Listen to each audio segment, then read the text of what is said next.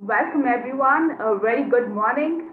Attendees joining from India, a very good afternoon. I'm Sangeeta, and it's my pleasure to welcome you all virtually on behalf of Solar Quarter and First View Group to our event on Solar Roofs North Africa, policies, businesses, and market trends. North African nations have been making a major progress with energy generation. The emerging potential of solar PV is perhaps the most exciting development in the continent from an energy perspective. North Africa has excellent and widely distributed solar resources. In this event today, we will discuss the rooftop mission, key challenges and opportunities in PV rooftop segment, technology advancement, and investors look out in commercial, industrial, and residential space. I would like to thank our sponsors, Gold Partner Longi Solar and JA Solar, supporting partners, Clean Energy Business Council, CEBC, and CSBP, Tunisian Photovoltaic Union Chamber, for joining us today. Now let's begin with our first techno-commercial presentation by Mr. Karim Mohi, who is the Sales Manager, North Africa from JA Solar. Karim sir, over to you. Thank you, Sangeeta. Thank you. Hope all is good. So let me share my screen first.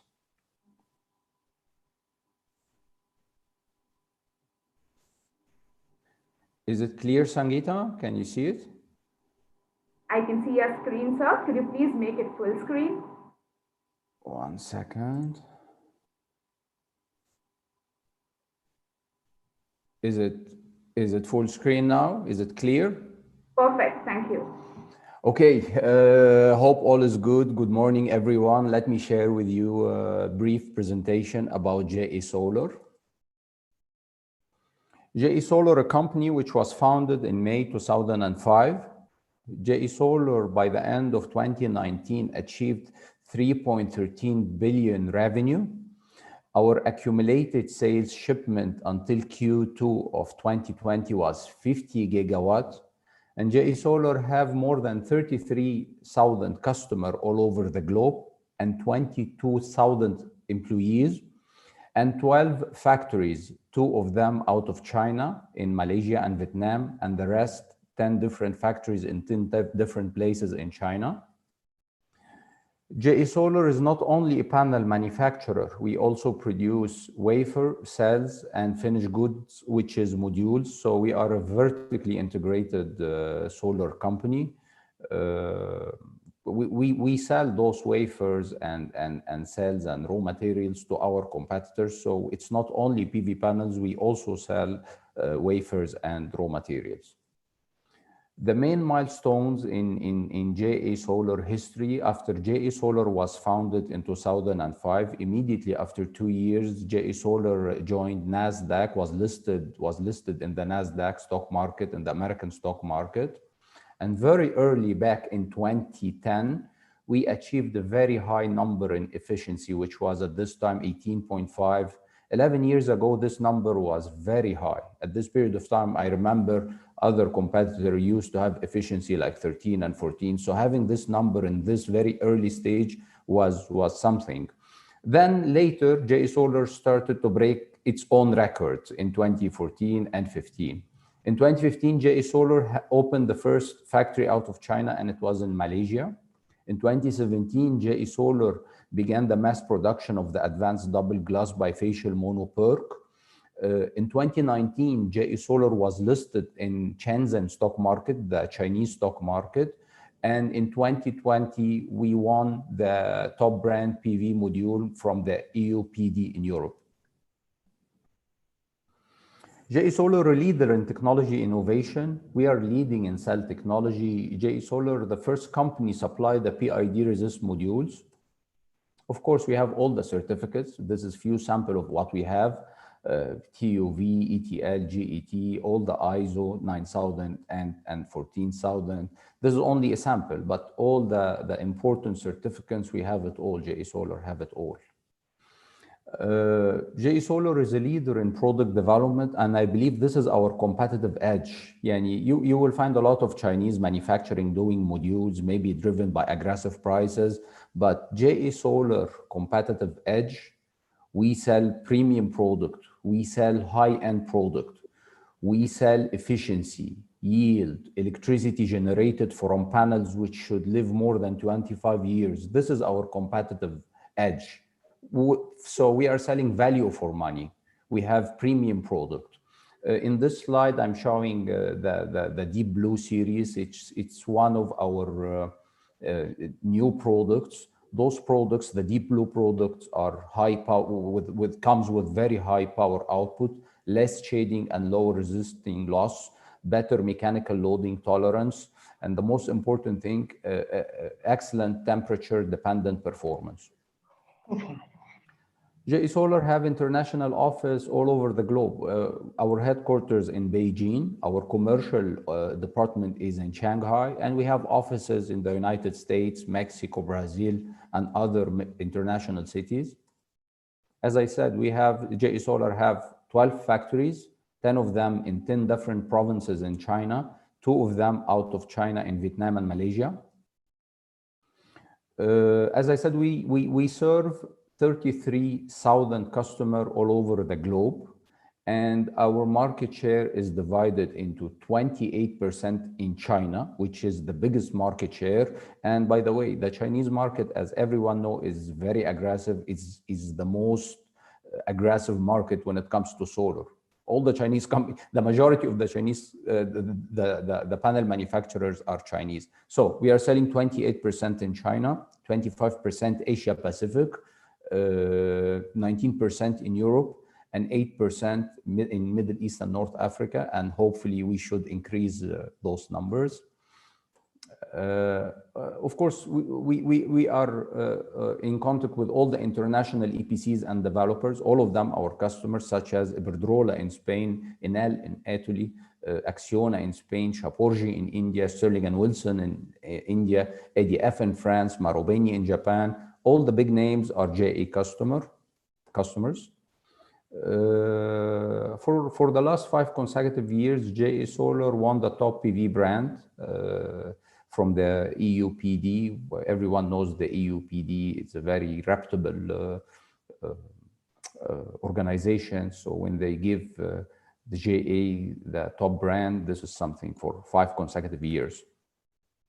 A very important thing I would like to highlight, that all JA transactions are under insurance by third-party insurance, which is PowerGuard. So all transactions are saved and insured.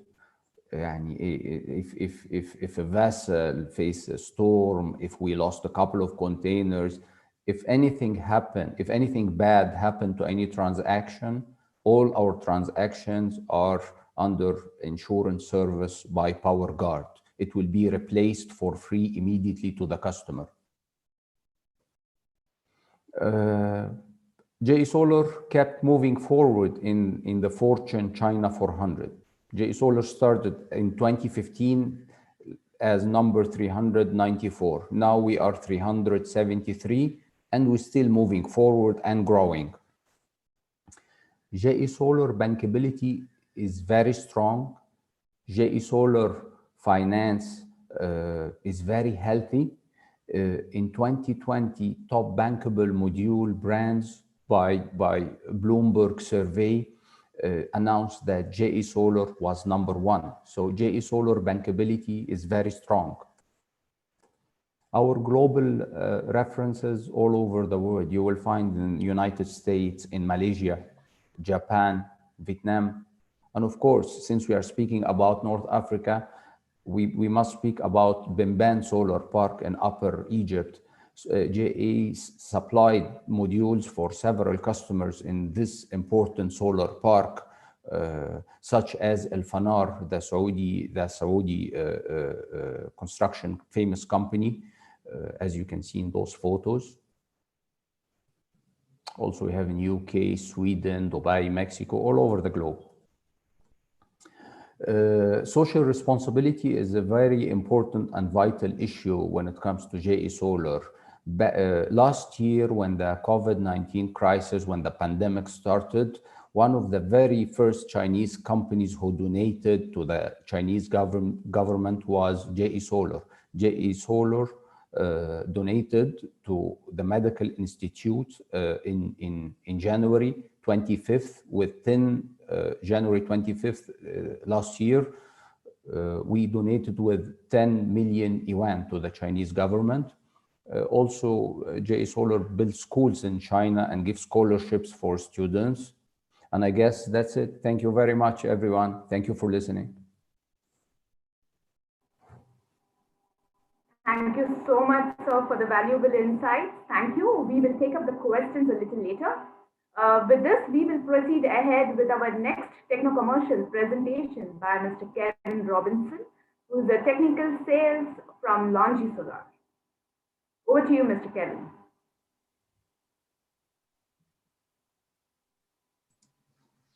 Thank you very much for the welcome.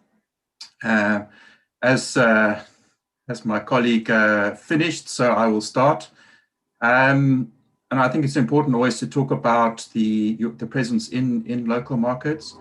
So in Egypt, in Benban, our biggest reference in the region, although it's not a rooftop project, but we delivered 390 megawatts to a customer for Benban. So that's just the starting screen of today.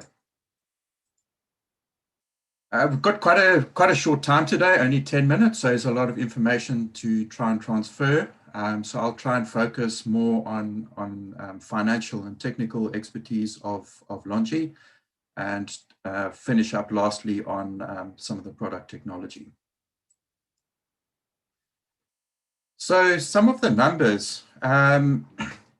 Longi is a company that was established in the year 2000, focusing mostly on the silicon technology, and slowly as the company has grown, we've moved into the module business. So we are a completely vertically integrated module company, more than 60,000 employees. Over the past few years, we focused very heavily on research and development. So from the year 2012 up until the first half of last year, we've invested almost $1 billion in research and development. And in the first 3 quarters of last year, just over $5 billion in terms of revenue. So one of the things that we really focus on is product innovation and trying to optimize the power cost ratio of the PV modules. And one of our core values is innovation and sustainability. Some of our key numbers. So as I mentioned, we started on the silicon business. So right now, Longi is one of the largest wafer manufacturers. Currently, we've got about 40% market share in the wafer business. Last year was as a world first. We were the first manufacturer to ship in excess of 20 gigawatts in a single year. So last year we shipped just over 22 gigawatts of modules. So far we have delivered more than 10 gigawatts of bifacial modules, and we are a leader when it comes to the financial standings of the module companies. So looking at the financial health, historically, we used to look at the tier 1 criteria. However, what we've seen over the years is that tier 1 is a relatively easy benchmark to achieve these days.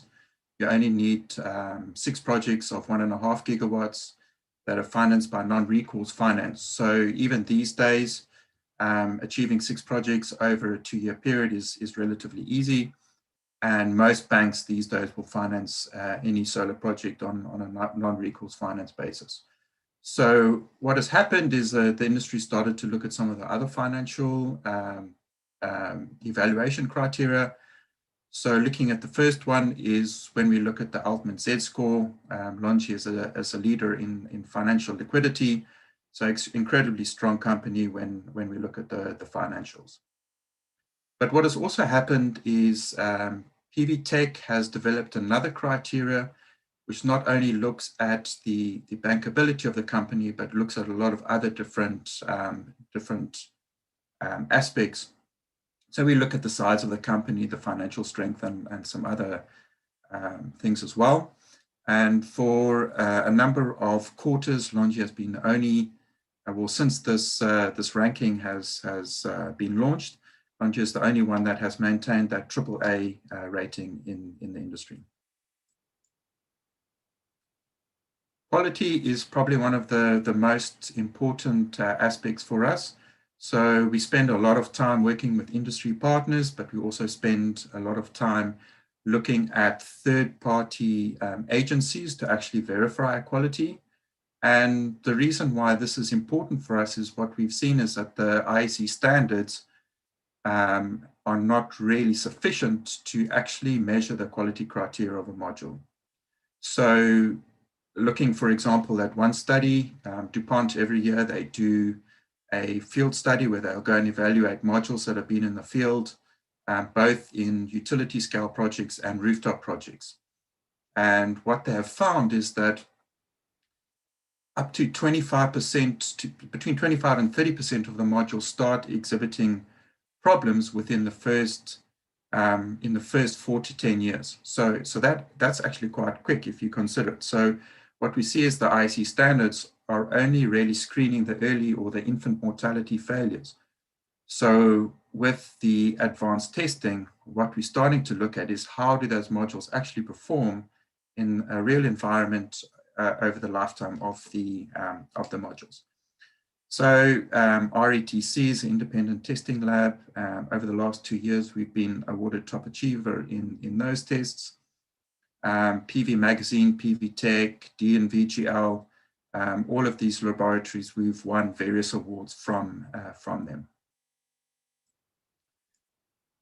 So one of the things that really stands out in terms of our quality, looking at this specific test, the PV module index from RETC. RETC is a lab that's based in California. And what they do is extended reliability testing. And they look at a number of different factors that go way beyond the IEC testing. So we look at 3 main criteria. We look at the reliability of the modules, how do they actually perform, and what is the quality like. Across these different test criteria, the damp heat test, dynamic mechanical loading, PID, module efficiency, STC ratios, looking at the pan file, the quality of the pan files, and what is the simulations, how does it relate to the actual energy yield of the modules, light-induced degradation, and then thresher testing. So all of these go way beyond the IEC testing, and Longi is the only manufacturer to achieve top performer in every single category in this extended reliability testing. So if we look at the 3 circles there in terms of performance, quality, and reliability, Longi sits right in the middle as a leader in the industry in terms of these 3 categories. So what we've seen over the past 3 to 4 years is a huge shift from polycrystalline to monocrystalline technology. So Longi has always been a company that has focused on mono technology. So currently at the moment, about 95% of the market is mono PERC technology. So how do you differentiate yourself in terms of the value proposition that you're offering to your customers? What we do as Longi is when you create the solar cell, the PN junction, you have 2 options. You can either use boron doping or gallium doping. Longi uses gallium doping, and the benefit that this offers to our customers is that it solves the boron oxygen, the issues with boron oxygen and the degradation you get as a result. So what this leads to is a lower degradation, lower light-induced degradation, and lower light and elevated temperature degradation. So through this manufacturing, we actually manufacturing process, what it helps us to achieve is industry-leading degradation. So Longi was the first manufacturer to offer a 2% degradation in the first year, and then a 0.55 degradation over the rest of the 25-year period. So what this actually means is, because of the lower losses, the lower degradation, if you consider the lifetime of your solar plant at 25 to 30 years, what you're actually getting is a much higher energy production. So by having the higher energy production, we achieve a much lower levelized cost of electricity over the lifetime of that power plant, which gives our customers a lower levelized cost of electricity, much higher energy yields, and a better performance out of the modules.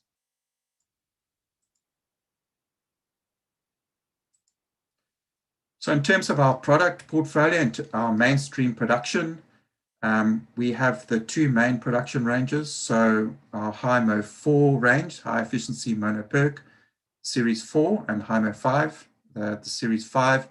Both of these are the larger wafer size. So we have the HIMO 4 and 166 millimeter solar cells. So that's in 66, 60, and 72 cell modules. And then we have also our HIMO 5, which is the 182 millimeter high power modules. So in terms of actual market, the HIMO 5 is really optimized for distributed generation, commercial industrial type projects, as well as rooftop, with the HIMO 5 really focusing on the larger utility scale ground mount type projects. So if you need to reach out to our sales team, we have two sales managers for the Middle East or the North Africa region. We have Felix Wu based out of Shanghai. Felix looks after the Egyptian market, and Omar Barak, he's based in Morocco. He looks after the French West Africa out of Morocco and the rest of North Africa market. So if you have any inquiries, please feel free to reach out to us. Thank you very much. Thank you so much, Ken, sir, for valuable insights. So with this, we will be meeting at first panel discussion. But before we do that, attendees, here comes few polls for you.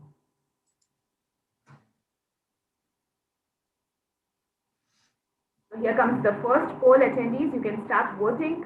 Which segment will see more traction this year in North African solar sector?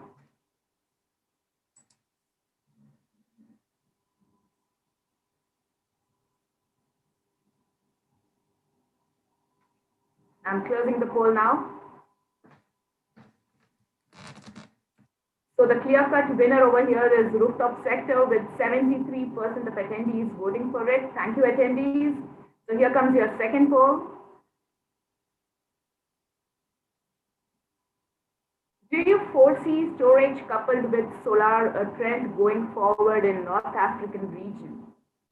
So let's see what the attendees have to say.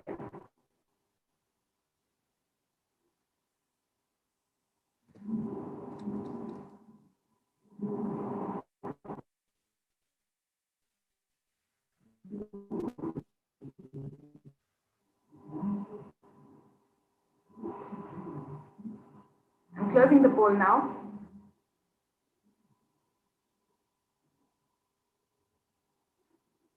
Well, about 80% of attendees agree with it. Thank you, attendees. With this, we will proceed ahead with our first panel discussion.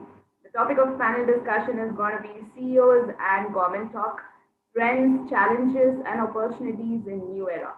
Session experts who have joined us today are Mr. Tony Pior, who is the founder and CEO from Renewables in Africa. He would be also moderating today's session.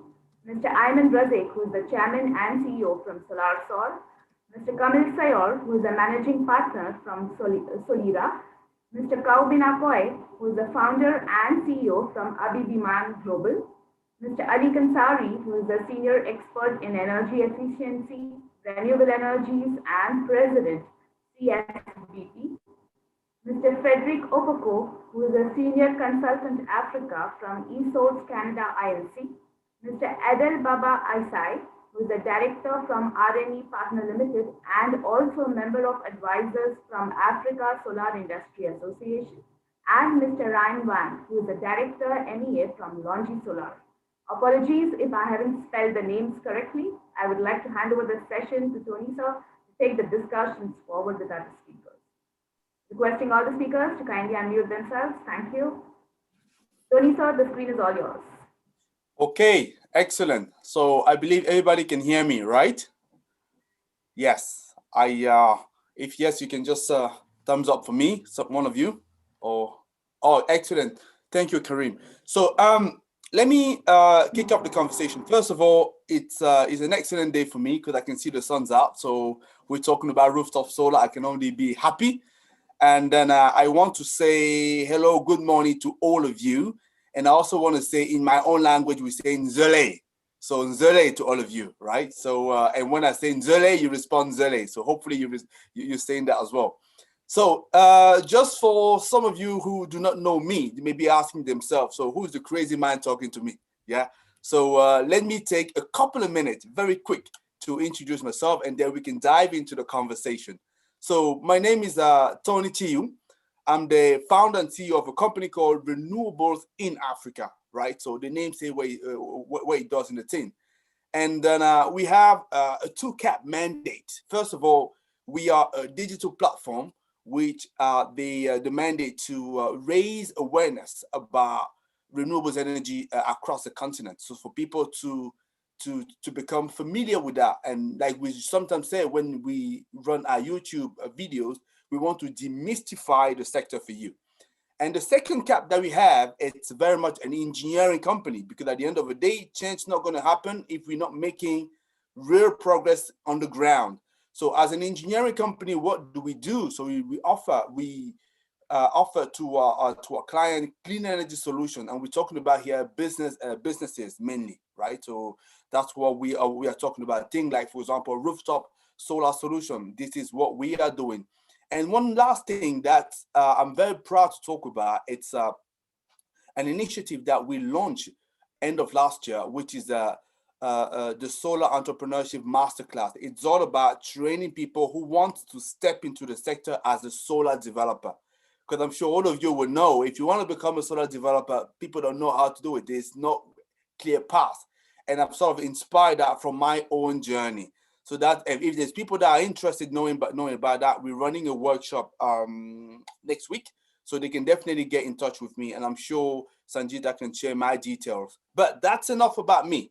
The conversation is about rooftop solar. And I have a very distinguished panel that we've assembled here for you. But first of all, why are we talking about that? We know that North Africa is really a powerhouse when we're talking about solar across the continent, right? So there are a number of landmark projects. So you go, for example, to Egypt, you have a Ben project, almost 2 gigawatts, right? Very impressive. You go to Tunisia, you have a Tunua, right? That project between between North Africa and Europe, CSP project, excellent. You also go to Morocco, you have the Noor project, the largest CSP project. That's very impressive. But one thing that we've not talked enough about, it's actually rooftop solar, which is clearly gaining momentum in the whole of Africa and certainly as well in North Africa. And that's what we want to explore that here today with you. And because obviously I can talk about that all day because for me, I just love rooftop solar. But the best thing for me is to talk to experts. And that's what we have assembled for you here. So what I'm going to do so that you get familiar with them is to give them the chance to briefly introduce themselves. So gentlemen, please do me a favor. So if we could just limit that in 2 minutes, because there's a lot of things that we want to cover. And I want to make sure that the attendees can get their question answered because that's what they're here for today. Otherwise, I can tell you they wouldn't care. They have questions and they want to find out about what could be the answers. So if I can start with Mr. Camille, please, can you introduce yourself? And after that, I will have Kwabena. So Kwabena, just get ready. Camille, you start, please. Good morning, everybody. My name is Camille Sayur. I am the managing partner for Solera. Solera is a renewable energy company based in Egypt and operating in Africa. We focus on commercial and industrial projects. So obviously, rooftop solar is something of our specialty. We've been here for the past 8 years in Egypt, witnessing the ups and downs that we will happily share with you today, and our outlook on the industry. Thank you. Kwabena, please. Thank you very much, Tony. My name is Kwabena Ofosohim. I'm the founder and the chief executive of EBBMan Global. We have EBBMan Foundation as our Africa office, which is based in Ghana. EBBMan Global, the headquarters is in the UK, that is London. We work mainly on the promoting the sustainable development goals and looking at their linkages to make real impact. We all know that Goal 7, which is looking at clean and clean energy, is focusing on how we can use green energy to stimulate development. What we do is to find out the relationship between the goals and how they impact on the development in general. We look at how to build the social capital, how to build the political capital, and how to drive investment into such areas in order to ensure that not just the goals are being achieved by 2020, but also ensure that important platforms said that the African Union Agenda 2063 is also achieved. So we're looking at how to bring all relevant stakeholders to ensure that we move development of Africa as a continent forward. So thank you very much, Tony. So excellent, Kwabena. So if I can have then Mr. Ali Kanzari, then after that we're gonna have Mr. Frederick. So Mr. Ali, please.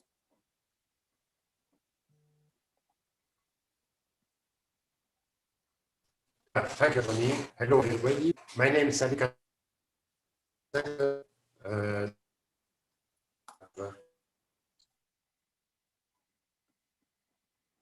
Yes. I think, Mr. Ali, we have a bit of a challenge with your audio. So if you can adjust that, otherwise what I can do, I can move to Frederick and we can come back to you afterwards. So let us do that, Ali, if that's okay. So Frederick, if you can just take over, I'll come back to Ali afterwards. Hello, good morning. My morning. name is Frederick Opokwajokum, and I'm the senior consultant for EcoSource Canada Incorporated. And EcoSource Canada Incorporated is an integration of over 75 eco-energy manufacturers. It's actually a Canadian company with over 500 different products, all powered by solar and wind.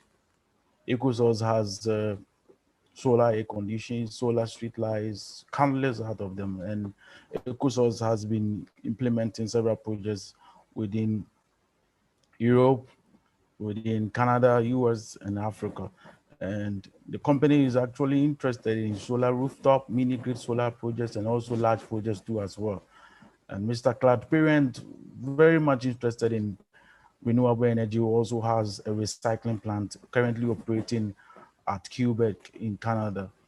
So today, I think our company and myself are participating in this North African power pool project to make sure that we can also be part of this wonderful project. Thank you very much. Okay, thank you. So, Mr. Ali, is it better now? Can you speak? Yeah. It's okay, you hear me now? Yes, it's better. Okay. My name is Ali Katari. I work in this business in solar. Alisa, what you can do is since 81. you can switch off your camera. You can switch off your camera and only speak. Camera. Yeah, switch off the camera and only speak. Yes, now you can continue talking. Okay. Now it's okay? So you can continue talking? Yes, I can. You can carry on, Mr. Ali. I am founder of Agence Nationale of Energy Conservation in '85. I started my own business in '92. I have my own company, the name is Solar Energy System. It's work in Tunisia, in my country, in Sub-Saharan Africa, North Africa too,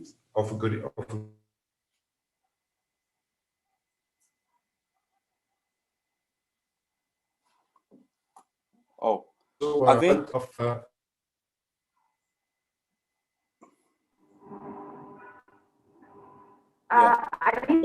Ali sir, do you mind reconnecting again, because there's a lot of bandwidth issues at your end? Do you mind logging off and reconnecting again? Tunisia, you can carry the discussions with the next speaker. Thank you. Okay, that's fine. That's what we're going to thank you for that. So I'm just going to move to Mr. Adel. So Adel, can you please introduce yourself, please?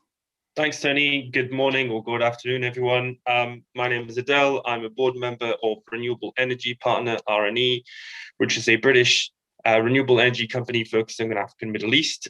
We're active across North Africa currently, Algeria, Morocco, Tunisia, both on large-scale projects as well as CNI, and so definitely Rooftop falls within that. Actually, I'm not talking to you in that capacity today. I'm actually speaking to you in my capacity as member of the advisory board of AFSIA, which is the Africa Solar Industry Association. It's an association of solar professionals across Africa, headquartered in Rwanda, Kigali, and we carry out all sorts of solar-related activities and programs across the whole of Africa. So I encourage you to look us up and to join us if you're interested. Thank you. Excellent. Thank you, Adele. So I'm just going to end up with Mr. Ryan.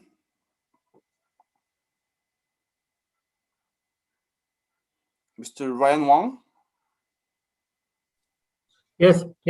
Thank you, Tony. So my name is Ryan. I'm from the Lomji Solar. I'm in charge of the MEA market, that is Middle East and whole Africa. So actually as for Lomji, we're the biggest monocrystalline manufacturer in the world. And in the last year, we have achieved like a 20 gigawatt shipment in the whole year. And the key point here I want to say is that Lomji is not the earliest one who entered the Middle East and the African market, but everybody can see the speed of Lomji. And the key word here we are always mentioning is that the steadily expansion. So steadily expansion is our keyword, and want to mention again, we are not earliest here, but we will soon be the number one, and we will support our all the partners and investors and you here. And looking forward to cooperate with all the partners here in the region. Thank you. Excellent. I love the ambition. Okay, gentlemen, so let's now dive into the conversation, because that's what is bringing us here. And I usually like to sort of get a figure on what is the price here, so that we know what we are talking about. We're talking about rooftop solar, right? But usually what I found out is when people kick off conversation, they don't even have an idea of how big or small these represent. So I was actually wondering if any of you, maybe you, Adele, because you represent AFSIA here, which obviously has a number of insights into the solar market across Africa. And I know you've done a number of, published a number of surveys or studies, right? So do we have an idea of what is the current installed capacity in the rooftop solar? Certainly in North Africa. Feel free to expand into Africa if you want to, but that'd be good. So obviously I'll pick you up, Adele, but somebody else can respond if you have the idea. But I'd like to start by us having an idea how big or small it is at the moment. Where could it potentially go, so we can see what is really the price here? Yeah, thanks, Tony. And you're right, we do have a report and a study that was published a couple of months ago. And unfortunately, I don't have a copy on me, so I cannot give you the precise figures. But if you go to the AFSIA website, you download the annual report, it's actually prepared by country, and you'll see the rooftop, you'll see the market size across all of the different countries. But yes, you're absolutely correct. It is huge. However, there are enormous discrepancies, across Africa, and particularly across North Africa itself. for a variety of reasons. Probably these are questions you'll probably ask us in a few minutes, but there is different electrification rate, although in North Africa it's usually very high. There are different policies in place between each country. Some countries have zero policies, such as Algeria, whereas others, such as Tunisia, have more encouraging policies towards rooftop solar. Equally, the price of electricity isn't the same. If you take Algeria, one of the lowest prices of electricity across Africa and probably across the middle, even the whole world. But if you look at then Morocco, where the price of electricity is a lot higher, again, there's different incentives. And so I think these are really important points. Yes, absolutely, huge market, no doubt about it. Because simply, huge amount of population, pretty much 99% sort of grid infrastructure, except if you exclude kind of Libya, but that's a kind of a special case. But across all other North African countries, you have extremely high electrification rates, extremely high urbanization rates as well. So the rooftops are there, both on the residential as well as on the commercial. But there are other levers that have prevented the emergence of this sector so far. Excellent, that's great. So I think I give you a pass, but I'm going to be talking to Afsha because you should have known. Just joking. So Camille, let me come to you because I know that you very much involved into CNI, in North Africa. So I was wondering whether you can also have another take on this question. So according to your knowledge, you may not have the exact figure, but been practicing in the field, do you have an idea what could be the size of the pie at the moment? So yes, I don't have statistics, but I think in Egypt it's around 100 mega of rooftop installed. The potential is much higher. And I also think that these 100 megas are also very concentrated. So only a few clients make up that number. It's not a big client base that adds up to this. Of course, for sure, the potential is to go much bigger. Okay, I think that's exactly what I was suspecting. Anyway, let us move to another question here. We know that the market, especially renewable, it's very much dependent on the regulation that is in place, right? So that's really usually what starts kicking up the industry, and then private sector can take it to other level. So I was actually wondering what kind of policies are currently driving rooftop solar across North Africa. So that would be, I don't know if Mr. Ali is back and has his mic sorted. If yes, if you can, because I know I can see you're a senior expert in energy efficiency. So I was actually wondering, maybe you have a better idea what kind of policy you believe are driving the sector. Is Mr. Ali here? Let me just check if it's connected. Yes, Mr. Ali is I'm here. You hear me? Yes. Okay. Yes. Yes, Tony. What is your question? Yeah, the question is, according to your knowledge, what are the current current policies or initiatives that are driving the sector? I'm talking about the rooftop solar here, and what can we do to boost it even more? Yes. Yes. Sorry about sound before, but the policy here in Tunisia, we have a battery of the policy. We have big lawyers in regulation since 2015 to promote solar energy and renewable energy, and mainly photovoltaic. And we have some many actors. We have, before to talk about regulation, we have the Minister of Energy, we have Agence Nationale,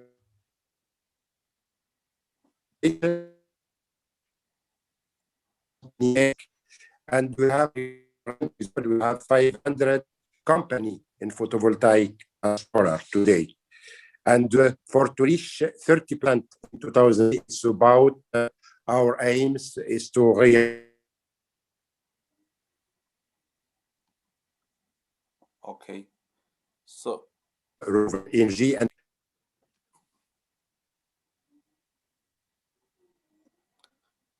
okay, so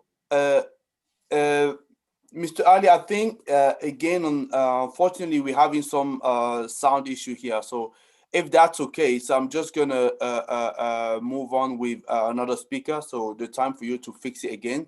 Hopefully, you'll be able to come back with us very quickly. So let me just, yeah, because the policy part is very, very important. So I was actually wondering if there is any other speaker that will want to take that on. I don't know, maybe Kwabena, Frederick, so if you have a take on it. I know Mr. Ryan was actually quite keen to hear more about our policies. So can anybody else, provide some information about that, please? Yeah, Tony, what I can say is that the issue of climate change and the Sustainable Development Goals provide the global framework upon which most countries are formulating their national policies on energy management and climate variability improvement or management. And these are feeding into the narratives. Challenges that we are having is that in terms of local capacity, most of these countries have policies on their books, but the policies are not being translated into actions. So what it is that if you take time to go through all the policies of the North African countries, all of them are yearning to make use of solar because of it's being green and it's being cheap, and we having high radiance at all time. But the issue of cost and the issue of getting your investment over time for rooftop is not having the needed impact due to lack of policy coherence. If you take European countries, for instance, the feed-in tariff, for instance, is helping individuals to recoup investments made over time, where they're able to sell into the grid their surplus generation to actually make sure that the system, the solar system, pay for themselves over time. But these policies are not working, and it makes it very difficult for deployment of solar in most African countries. I can tell you that the policies in Ghana might not be different from the policies in Egypt or Tunisia, for instance. But when it comes to the real translation of policy into action, that is where the problem lies. So if we can look at how to link policy to development, real development, then it will make it a bit easier for us. But most of these countries have policies which are not being translated into actions. Thank you. Okay, I think that's definitely an issue that I've heard a lot. So, right, having policy, but now how do you implement them on the ground? That's what makes the whole difference. So let me take on another question, because like I say, there's really a lot of points that we can cover in this topic, rooftop solar, because it's just gaining so much momentum. And I want to make sure that for the next 20-25 minutes that we have, that we still cover a number of them. So I just wanted to talk about the what can make the sector attractive for regional and international partners. For example, if I'm thinking about you, Frederick, and then also you, Ryan, I know you have a particular, Frederick, I noticed obviously you working for a company that is from Canada, I believe, and has interest into the CNI. So clearly I can see there is an interest there just to step into the sector. I'd like to find out, what are you looking to see to make it really attractive for you just to move ahead in the sector? So talking about rooftop solar or CNI, CNI in Africa, North Africa. And same thing as well for you, Ryan, because you were curious to hear about the policies. But I guess it's because your as a company, you have some expectations. So what is that you would like to see, both of you? So we can start by Frederick and then Ryan, please. Okay, thank you very much. What I can say is that the rooftop solar is very important, and for countries within the North African, or let me say the African continent, is one of the ways that we can harness on our natural resources, because there are actually abundance of the resources when it comes to the sun, the wind, the water for hydro, and all the rivers also. They are all in abundance, but one of the most challenging part of implementing projects within the African sub-region is funding or financing, you see, such that there are some risks that are still not being able to addressed within our policy framework, such that most countries are now currently using feed-in tariff, but as to the implementation of the feed-in tariff is a challenge. And I think Mr. Kwapna already said something about it, such that the feed-in tariffs that are there, it looks very attractive, but they are not being implemented. You see, let me use Ghana as an example, which I believe strongly might not be different from North African countries like Kenya. How do you call it? The North African countries, because the tariffs are there, as I already indicated, but they are not being implemented. So one of the challenges is that you can do the project development, and it becomes a challenge when you present it for investors to fund such projects, such that there are a lot of lapses. One of the things is that it becomes very difficult for you to implement most of these projects, as I already indicated. Okay, so basically, you would like to see, I think it's one, I can't remember what speaker mentioned, that a bit more coherence in terms of the regulation in place, and also see those regulations being implemented, so that obviously if I'm an external company wanting to step into the sector, I can read the regulation, but also trust the regulation, because it's a problem if you reading something and then you come on the ground, you see that there's a different rules that is being applied, then you don't know what to rely on. So thank you. That's a fair point you are making. So Mr. Ryan, I don't know whether you have anything else you want to add, because I'm keen to hear from you, being a supplier. And yeah. I'm sure you will want to have lots of customers in the CNI space. Yeah. So actually, thank you, Tony. Actually, for the policy point, my understanding is that the policy actually is the point to make things happen. So means that as our experience from the very beginning, the solar industry in Europe, from the very beginning, the Germany solar industry starts from feed-in tariff. Then the feed-in tariff is decreasing. So that means if you make things happen, so firstly you have to make something that to make them happen. Just like if you want to learn swimming, you have to jump into the water. So this is the point I want to mention. So also the same in Chinese market. At the beginning, the Chinese market also there's a big feed-in tariff. Then the feed-in tariff is decreasing. So the same for the North Africa region, because we say this region is a potential market. So for the potential market, actually means it's now is not very still it's a small market, but it will become the big market in the future. So that is what we can see. The policy can make them happen. So after them, actually for the solar module manufacturer, policy is the thing that we can see the markets. We can see there's a demand. If there's a policy, there's a demand around.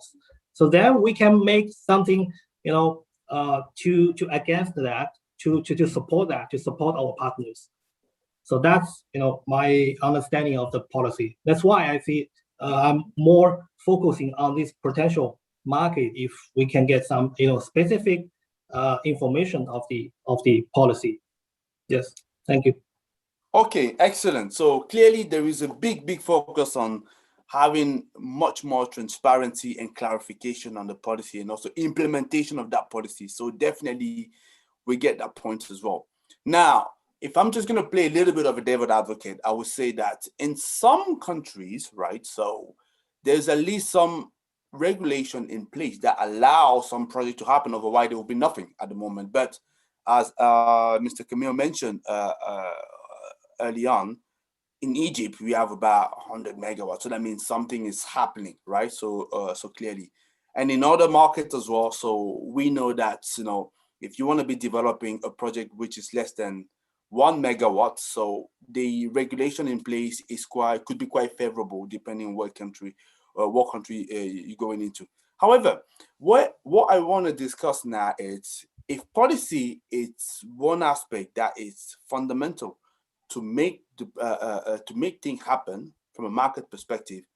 Another aspect which none of us can deny is finance, right? So especially looking at what are the key ups, because at the end of the day, you want to make it attractive for the customer, and customer only going to look at it if it makes sense for him financially in terms of business model.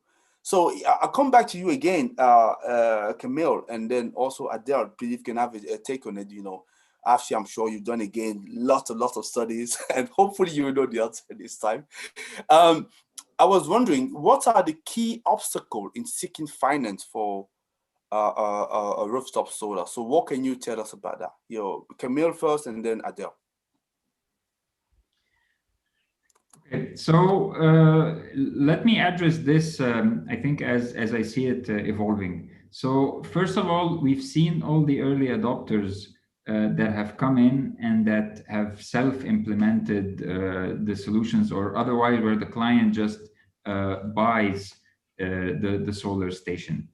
Now this is good, and I think there's also a layer of clients that are still also waiting to do that. However, to really unleash it is where you have to go into this IPP mode, or where you have to incorporate this finance somehow.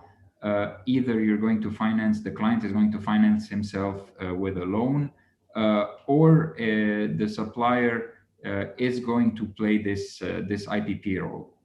Now, it's interesting because I have to loop back the finance to the regulation, and I'll tell you how. Obviously, the financier needs some stability to be able to come in and commit the finance for 20-25 years. So what we've seen happen today in Egypt here is that the very first stepping stone is where Egypt put in place the net metering program. Now, for I think, and this probably applies more to North Africa, where you have a high electrification rate. You're going only to be able to work if for CNI, if there is a decent net metering program in place. Now, this net metering program is what has unlocked the first wave of clients. Now, the country is supporting more the small sizes. So we have a mark around the 500 kilowatt peak. Below that, there is a certain pledge and stability that the net metering program is going to remain as it is. Above that, there is still some waiting that we have to do because of the proposed net metering tariff that has been floated around for some time now, almost maybe 8 months, but hasn't been defined yet. So what happens now is that a financier cannot come in before getting the clarity on that, because this is going to impact directly his returns. Because what happens here in a country like Egypt is that the financier is going to come in. They are not going to be able to offer you a fixed tariff, because if they do that, the fixed tariff is going to be higher than the tariff that exists today. So what everybody does, or what the thinking is that they were going to have a tiered tariff that is going to be linked to the current tariff. So basically what that means is that the financier, the IPP provider is going to come in and say, okay, listen, I offer you 10% below the tariff. And that basically gives him his returns, because as the tariff goes up and as it goes higher, then the IPP provider is going to be able to make his returns. And it will make sense to the client, and then it will make sense to everybody. So basically, his returns are going to be impacted a lot if any new tariff or any new tax is going to be imposed. Is going to, depending on the size and amount, is going maybe drastically change his whole business case. So what I've seen lately to circumvent all of that is that IPP providers are willing to offer only for self-consumption, because in self-consumption, you don't have all of these variables. However, self-consumption reduces the amount of solar that you're going to put, because it ties you to the peak consumption somehow of the factory at the peak sun conditions. Whereas a factory can be working 16 hours and in the extreme example, 24 hours, you're just going to have to match this solar kind of yield pattern to what you're going to sell to the factory. So on one side, it helps take off all the variability, but on the other side, whereas you might have maybe a factory that can install 4 or 5 megawatts, it brings it down maybe to only 1 mega, 1.5 mega. So it's a completely different scale in that sense. A very, very good and comprehensive answer. Thanks for that. So Adele, I don't know if you want to add something there.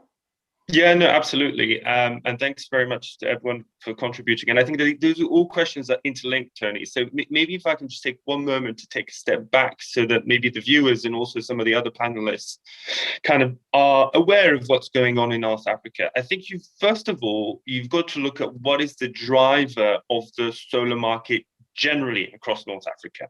And the driver of the market is energy diversification. North African countries, contrary to sub-Saharan Africa, do not have a power shortage problem. They have power. They have it all. They have it all at 99.8 or 99.9%. But it's coming mainly from fossil fuels. The issue they have, therefore, is diversifying away from these fossil fuels. Hence why the governments believe that the best and fastest way of doing it is through utility-scale solar. Noor, what Algeria has done, what Tunisia is doing. So rooftop solar has been relegated to kind of a second place or third place even sometimes. So that's all you have to think about that. Hence why there is piecemeal regulation. And that's been a problem. Policy is not there yet or insufficiently there yet. Usually there are self-consumption rules. I think our panelists just spoke about them. Most countries have that. So long as you're usually under 1 megawatt and you're not connected to the grid, they don't bother with you because you're insignificant. We've done a few projects under those things where 30, 40, 50 kilowatts self-consumption for CNIs, even sometimes higher than that. It's just a notification so that the regulator is aware. But so long as you're not connected to the grid, they couldn't care less about what you're doing. Where the problem lies is as soon as you connect to the grid. Now, this is where they get a lot more frantic and scared. They get scared because they don't know what to do with the energy, and also because in a lot of places there's simply no net metering regulation. So even if they would allow you to connect to the grid, you'd be selling or losing that power because they would not be paying it for it in some countries. Morocco, for example, has a net metering regulation. Egypt, we just mentioned, was talked about at length about this. So there is, and this issue of policy then drives the issues of attractiveness and drives the issues of funding and financing. So if I just answer that question of funding and fundraising and financing, I think you've got to distinguish 3 kind of segments. One is the EPC market, and our panelists just talked about it. There has been historically a decentish EPC market for solar rooftops, driven mainly by public sector, for public sector buildings, for schools, hospitals, mosques in North Africa, et cetera. Usually they're done on a kind of big budget from the government. They allot a couple of $1 million every year to do these kinds of things, especially around COP time, when they have to fulfill some kind of international obligations and they want to look good, right? And then there's been some private sector involvement also on the EPC for these kind of companies, on private sector companies, commercial industrials, who are a bit more, intelligence is not the word, but I guess looking to the future. And they've done it on an EPC, but that market is shrinking. And as our colleague mentioned as well, is that C&I market for the private sector is moving towards IPP market. And so the burden of the financing becomes on the developer. And where does the developer secure its funding? And that is a bit of an issue in North Africa because of the lack of policy. So the developer either has to finance it himself if it has a sufficiently strong balance sheet, or needs to look elsewhere to raise that financing. And that is complicated especially if you're a local developer. If you're part of a group such as ourselves, that tends to be a bit easier because we can get funding from the UK or from Europe or from elsewhere, and then drizzle it down to some projects in North Africa.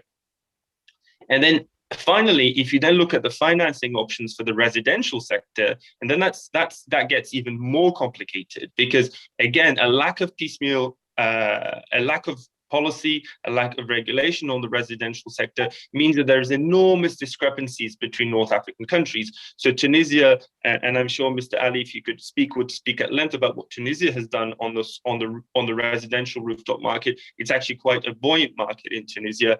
Algeria, for example, is nearly non-existent, and that there's a variety of reasons of that. Also because the prices of electricity are so low.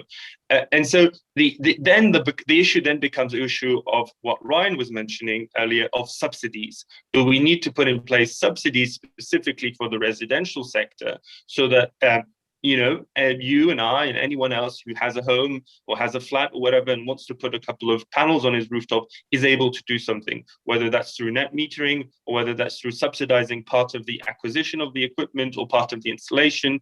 There are a variety of instruments that have been put in place across the world that work very successfully. But unfortunately, most of them are still missing. And that's, again, going back to the very beginning of my intervention, back to the big picture, simply because the governments haven't really been focusing so much on this. Yeah. Well, I think, thank you, Adele. That's, again, another very, very comprehensive answer. And I think you've tackled many points at the same time, which is great for the audience. Hopefully, they've been taking notes. But I think I'm gonna go and take some questions for from the audience in a minute.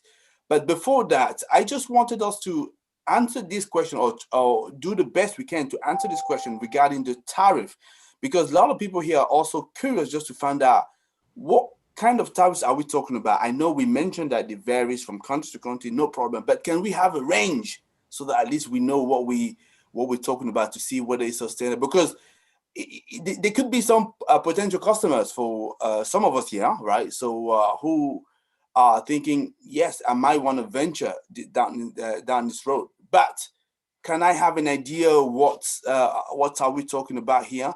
So is one of the speakers courageous enough to give us a range in terms of, even if it's for one country, so at least we have a sense what we're talking about here. For example, on the IPP model, PPI-IPP model. So anybody that is of the speakers.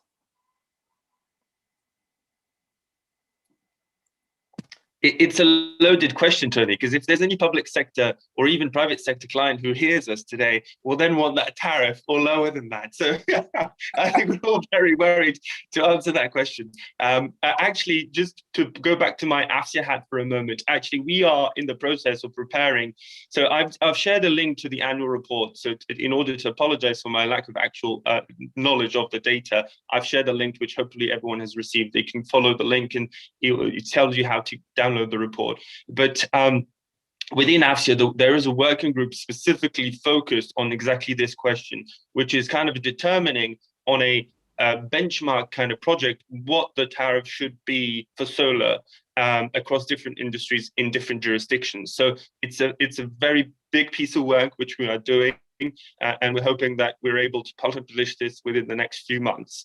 That's what I'm going to venture to say on this question. Okay. Is there anybody else who want to respond to that? Otherwise, I'll move to Tony. You hearing me, Tony? Yes, Ali, Tony? please go ahead. Yes. Sorry about this problem of internet. I will take the last question about IPP project. You know, in Tunisia, you have three regimes. One, self-consumption, and it's for residential and commercial sector. It's going very well. Achievement today, it's about 450 megawatt, included wind turbine, but in photovoltaic, it's reached 250 megawatt. But in 2030, I hope to realize about 4,000 megawatt. For IPP project, we have two kind of project. IPP for medium-sized project from up to 10 megawatt. We have today 4 rounds. It's about 240 megawatt, and the tariff, it's okay because it's auction tariff. It's about 4.5 average cents US dollar, and we have many players, national and international players, and also we have the regime of concession. We have launched the first round 2 years ago. It's for the big scale project. It's about 500 megawatt. And we have many players, international players like Total, like Aqua Power, and from Asia too. And the winner, it's from Norwegian. It's very champion. It's Scatec with very surprise price. It's about 2.5 cents of US dollar. And the project should be started to realize this year. And if you jump to rooftop, because the success of Tunisia is the rooftop solar, in residential, we have many package of tools. We have FTE, it's Fonds de Transition Énergétique, it's the fund. It's the money is coming for taxes and for international loan donors, and our association, we have about 500 installers, and we have a program of training and maybe 20 institutes for the training these guys, and the program is working very nice. Because we have, we talk about tariff. It's feeding, it's net metering tariff. We have not feeding tariff, and the net metering is good. It's go very well because the time back of investment is less than 6 and 5 years. And the schema of investment with the net metering, we have also substitutes supported by FTE, about 20 to 30% of the cost of the project. And we have the credit, the loan. Originality of loan in Tunisia is recovered by utility, by the company. When you receive invoice for to pay electricity, we have some function for to recover the credit. And the credit for the customers in residential or in commercial, it's 7 years. It's worked very well. We have some problem in administration, but we are solved that. And by yesterday, no, before yesterday, we have new program.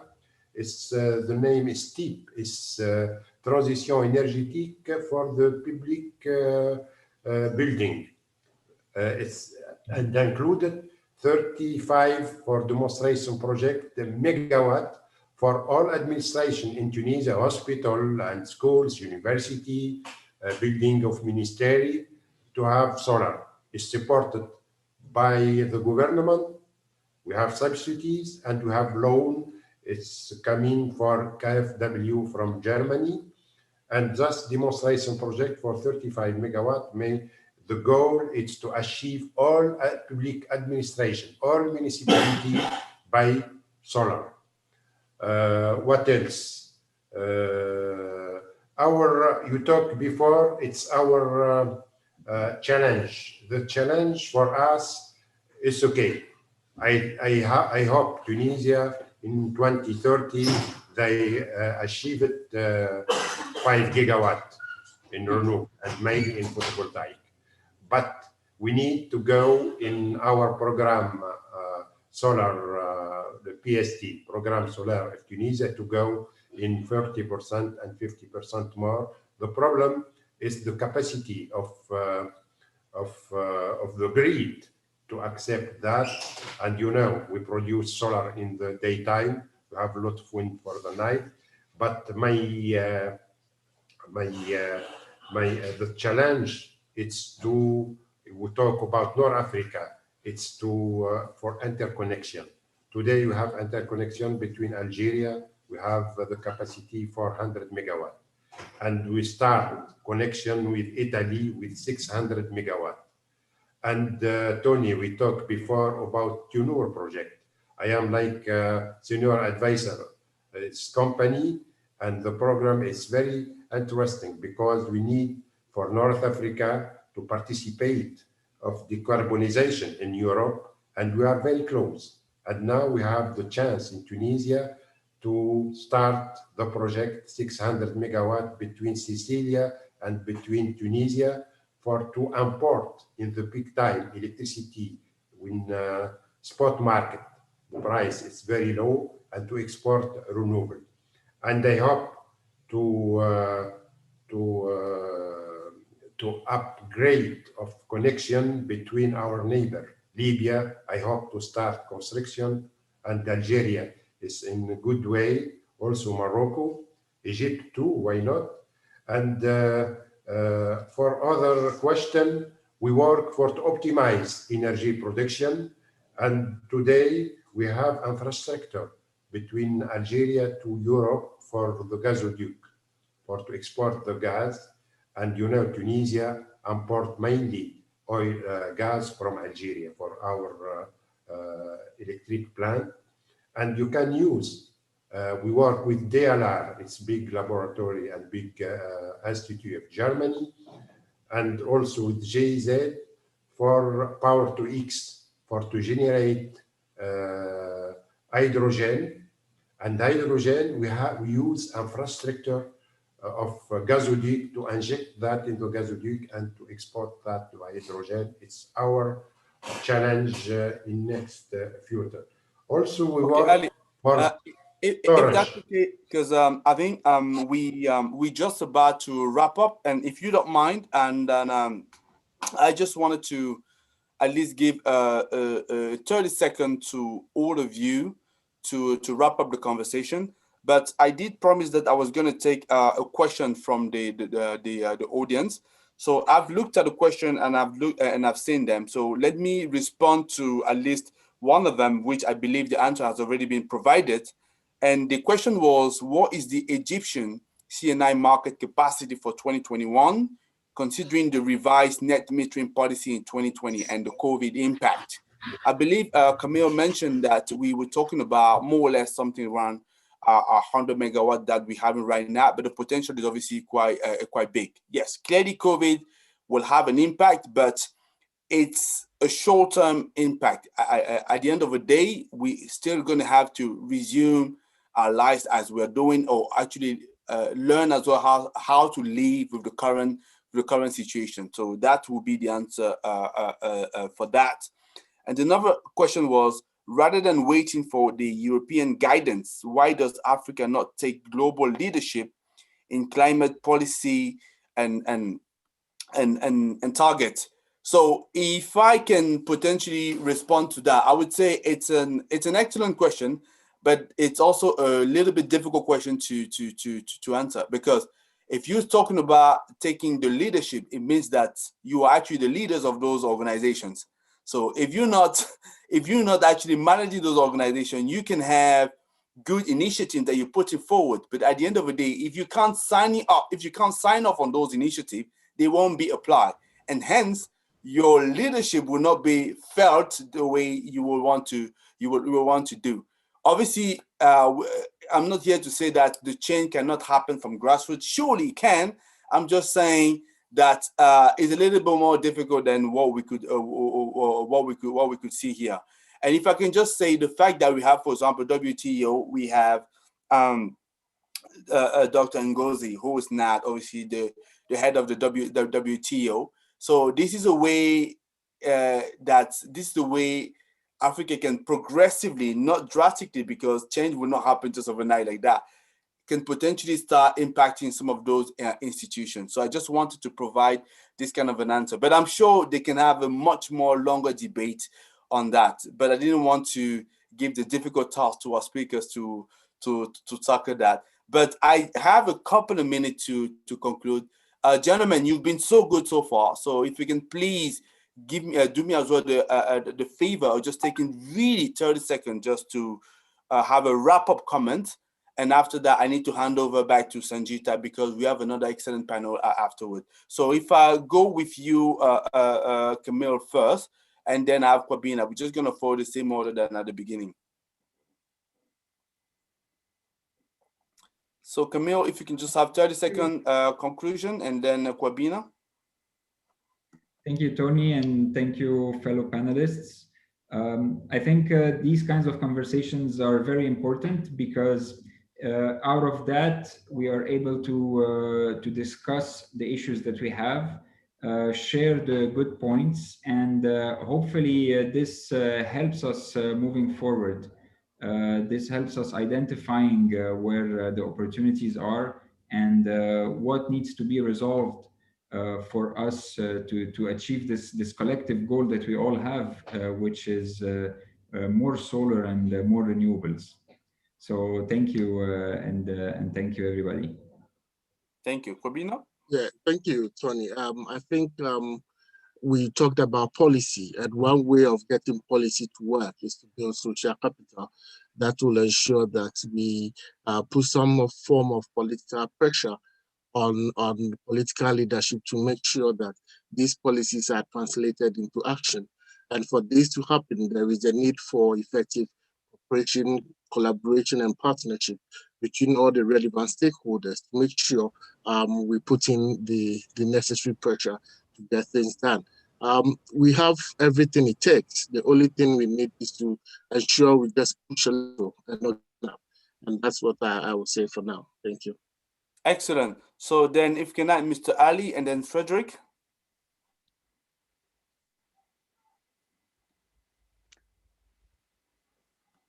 Mr. Tony, can I go ahead? Yes, go ahead, Frederick. Okay, I think we also talked about finance, and access to finance, as we already discussed, has been identified as most significant obstacle to the penetration of solar energy in Africa. And the effect of financing options are mostly felt by all players, from manufacturers to distributors to dealers and end users. And rooftop solar projects are moderately long-term projects which need high upfront capital, and lack of access to finance significantly impedes the uptake of rooftop solar projects. I will quickly mention some of the financing challenges, and I will link you to some funding opportunities available. I hope we were not able to tackle most of the obstacles, but I will quickly do so and talk about the obstacles. As for solar rooftop, there are grants available, there are loans, there are equities. So someone may then ask, what are some of the challenges of accessing some of these funding opportunities? For grants, as already we know, there are high transaction costs, there are delays in disbursements. And for loans too, most banks are not interested in small ticket size of projects, and also there are risk averse. Most of these banks are risk averse when it comes to solar rooftop projects, and also collateral requirements are very high and very demanding. And also equity, let me quickly talk about there's lack of sorry, I think if that's okay, we won't have time because, like I say, unfortunately, it's important for us that we let also the other panel carry on. So if I can add Adele and Ryan, just like I say, really 10 seconds, if you don't mind, gentlemen, and then we can wrap up, please. Hi, thanks, Tony. Not at all. And thanks everyone for attending. I think hopefully what we've been able all to say to you today is that there's a very exciting rooftop market in North Africa. However, there's still a lot of challenges and a lot of work. And this is precisely what organizations like AFSA are here to do, to promote and to help and to lobby and to discuss all of these challenges and to work through them together. So I would encourage you to look at our website. I'd encourage you to sign up and to join. Thank you very much, everyone. And I will have to go, so thank you very much. Goodbye. Thank you. Ryan? Yeah, thank you, Tony. So I think it's very important for this kind of conversation. Regarding the policy, as I mentioned, it's very important for the aspect of the module manufacturer. So for us, it's kind of guidance of the market. So it makes us know more about the market demands, so that we can design more effective products, to lower the costs for the investors, for the end customers. So that's what we are chasing for, for our partners. So for LOMG, we are open. So anybody, we can have a dialogue. If you want, you can come to me, contact me. Thank you.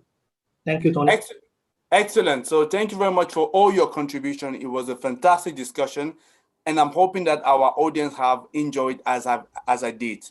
So thank you very much and have a brilliant rest of your day. So over to you, Sanjita. Thank you so much, all the key panelists, for the valuable insights. I thoroughly enjoyed the discussions. Tony, sir, thank you so much for moderating today's session. With this, attendees, we will proceed ahead with our next panel on tech advancements, that is constructing profitable projects. Session experts who have joined us today are Mr. Karbina Okai, who is the founder and CEO from Abiban Global. He will also be moderating today's session. Mr. Khalid Simoy, who is the managing director from Green Yellow Morocco. Mr. Ahmed Ali, who is an energy expert East and North Africa, RME, and member of Egyptian Renewable Energy Association as well. Mr. Milan Lamaroy, who is the co-founder and advising member from Algeria.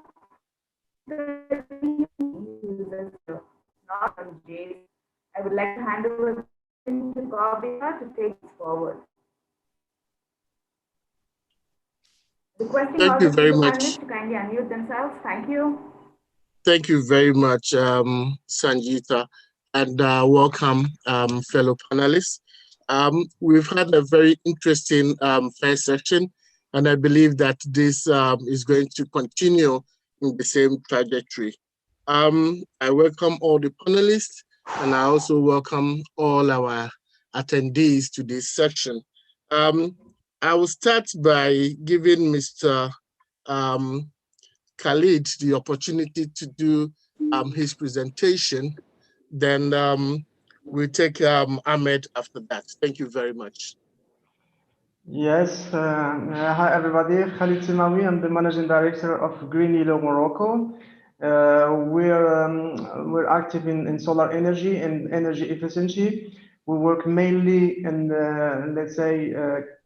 mainly in on B2B basis. So we're working for companies, for industries who want to reduce their energy bill by providing solutions in solar energy, mainly rooftop.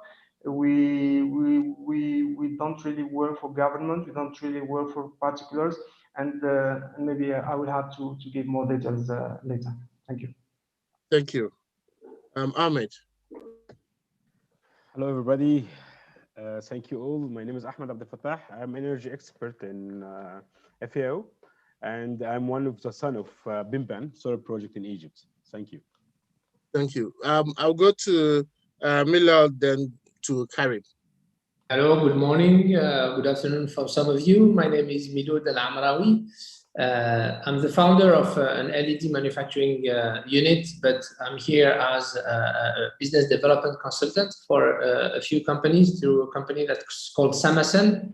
And we help manufacturers, we help also project owners in several countries like Saudi Arabia, Algeria, and Sudan. And I'm myself based in Algiers. Thank you. Thank you. Karim. Hi, Kwabina. Hi, everyone. Hope all is good. I'm Karim Mohi. I'm J Solar Sales Manager for North Africa region. And I've been working in the solar business for the last 7 years. And I've been working as a commercial manager for the last 19 years. So this is briefly about myself.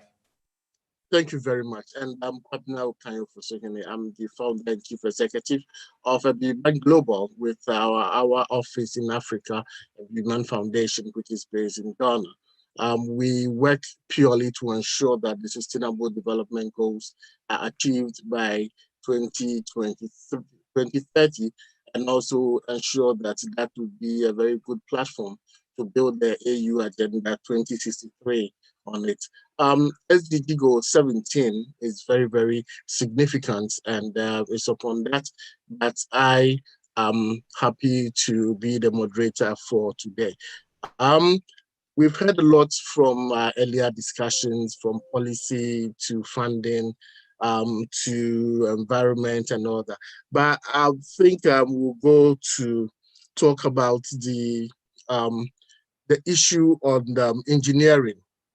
How do we ensure that the engineering of the solar system gives us the best output as we want? And I'll go to Karim if you can set the ball rolling on that, please.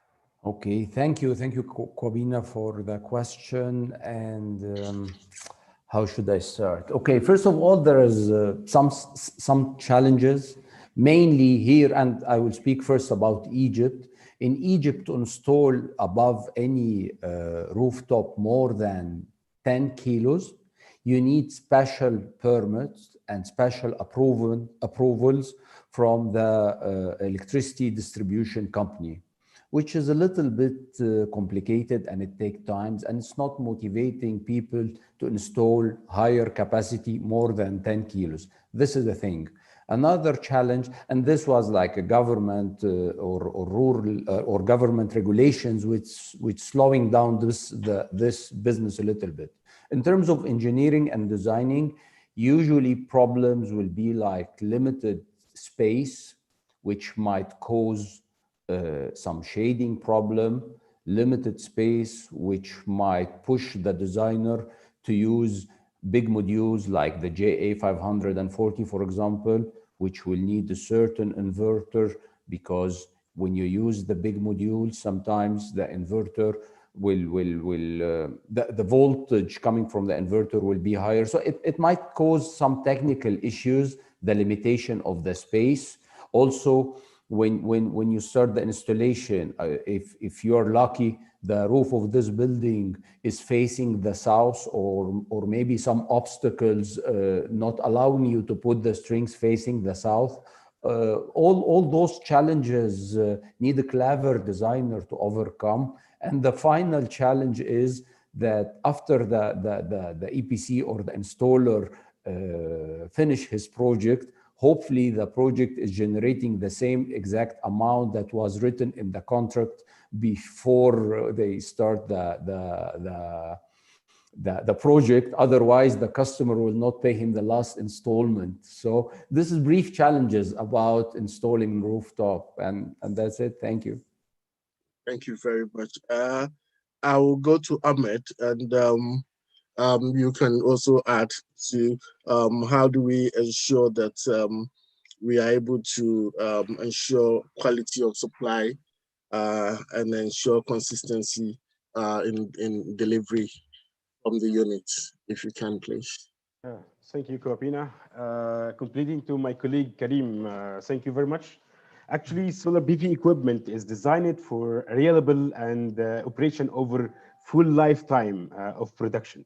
And generally, any effect of solar component or devices which decrease the performance of the plants, or even fluctuations, make some fluctuations in the module characteristics, as my colleague said, Karim, and considered a failure and the defect of unexpected or unusual happening which was not observed on the PV plant before. However, the defects often are not cause the power loss in the PV plant. They affect in the PV modules.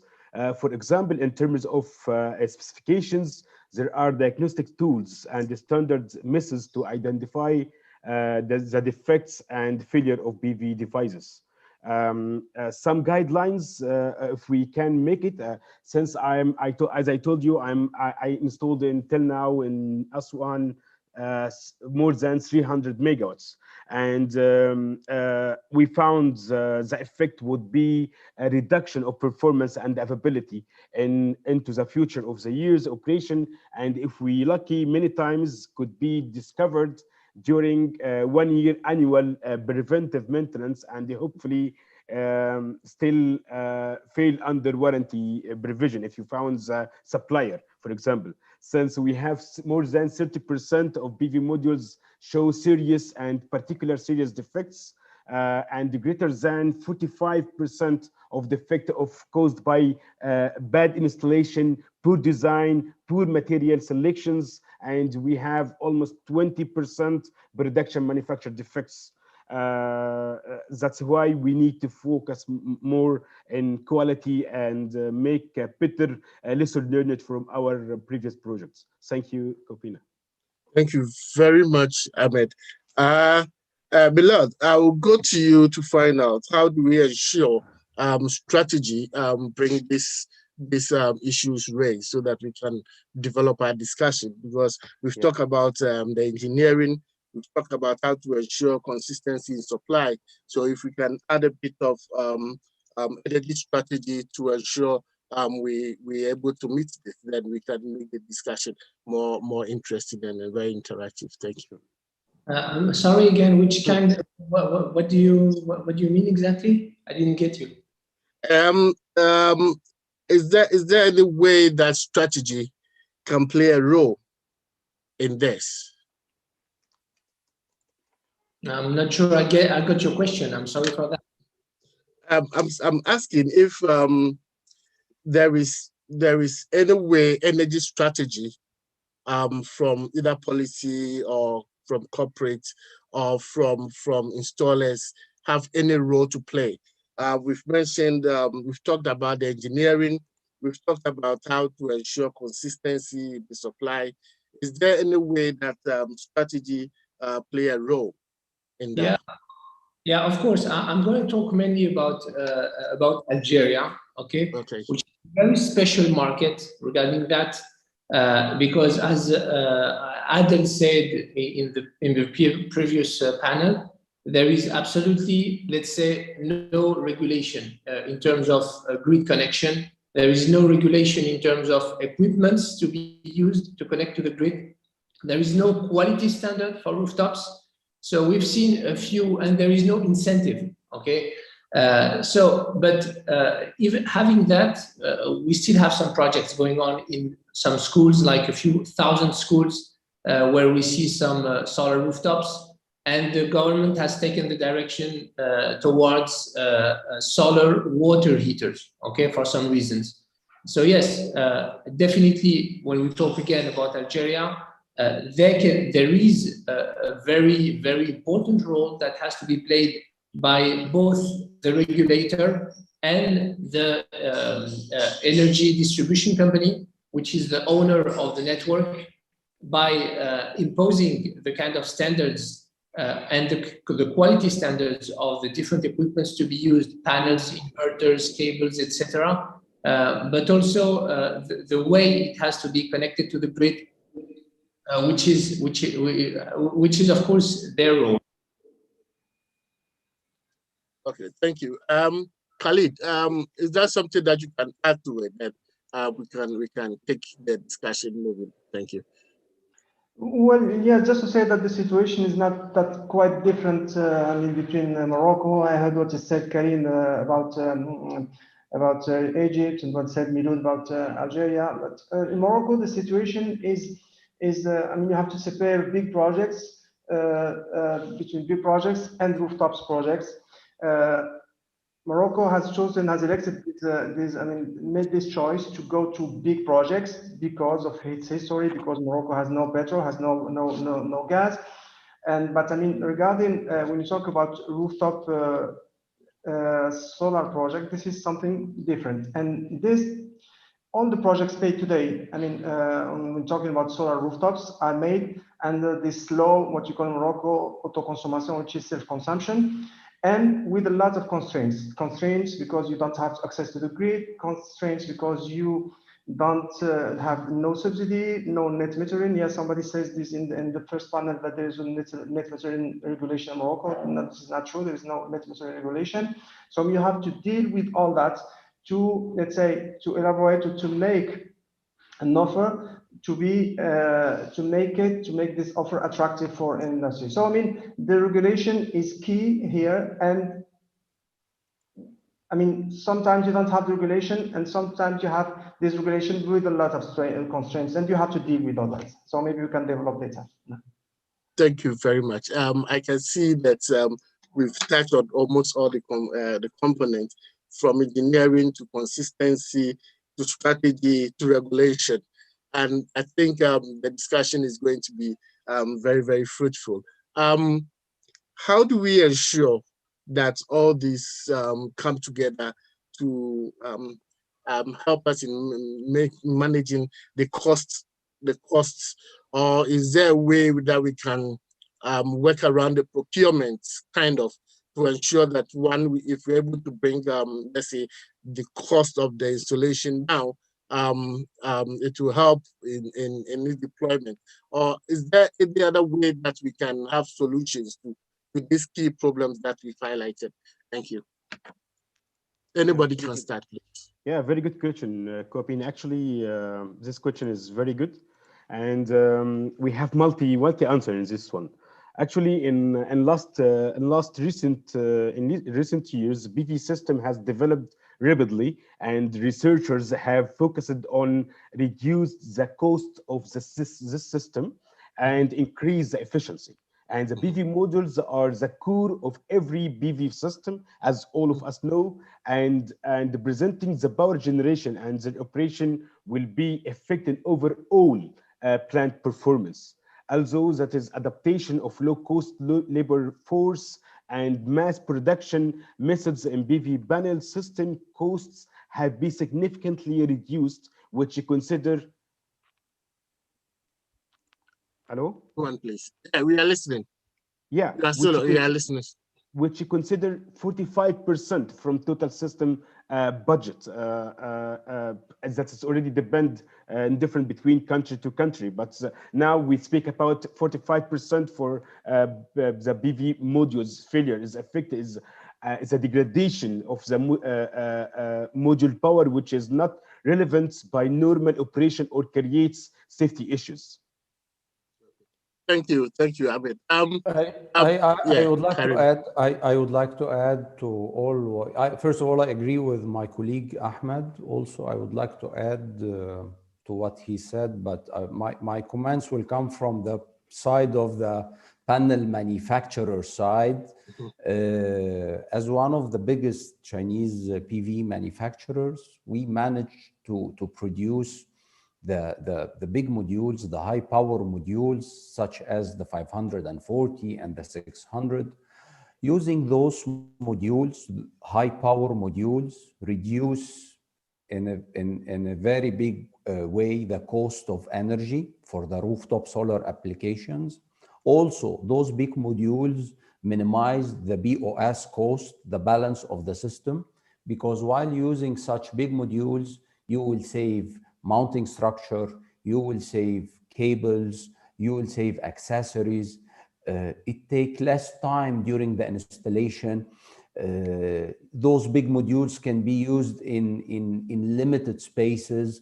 So I believe that the industry is the panel manufacturers and the industry is moving in this direction because it's saving a lot of money.